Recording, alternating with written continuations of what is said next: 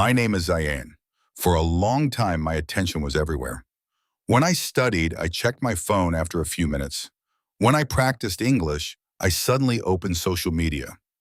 Even while talking to someone, my mind often drifted somewhere else. I felt busy all the time, but I was not truly focused. One day, my teacher asked us a question. What is the most valuable skill today? Some students said communication, some said confidence, some said leadership. Then the teacher said, the ability to control your attention.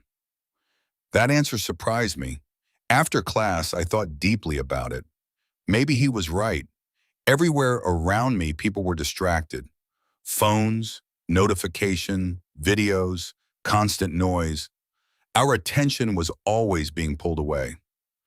That evening, I sat down to study English. I opened my notebook. Within 2 minutes, I picked up my phone. Without thinking, that moment made me realize something.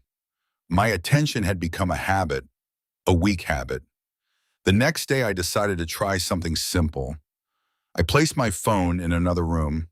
Then I studied for 20 minutes without interruption. At first, it felt difficult. My mind wanted distraction. I kept thinking about my phone, but slowly, my focus improved. I understood the lesson more clearly. I remembered words more easily. That small experience changed me. Every day I practiced focused attention. One task at a time. When I studied, I only studied. When I spoke with someone, I truly listened. When I practiced English, I stayed present. Days passed, my concentration became stronger. I felt calmer, more productive, more confident, because I controlled my attention instead of letting distractions control me. Now I understand something clearly.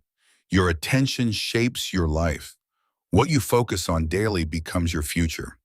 If your attention is always scattered, your progress becomes scattered too. But if your attention is focused, your growth becomes powerful. Final thought, protect your attention. Focus deeply on what truly matters, because attention is one of your greatest strengths.